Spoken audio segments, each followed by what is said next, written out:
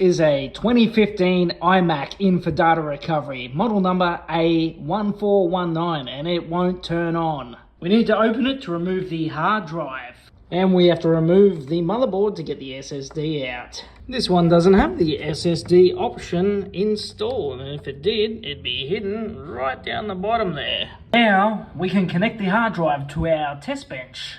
Seagate make these hard drives for the Apple iMacs, and they have specific firmware, and we're just checking everything's okay.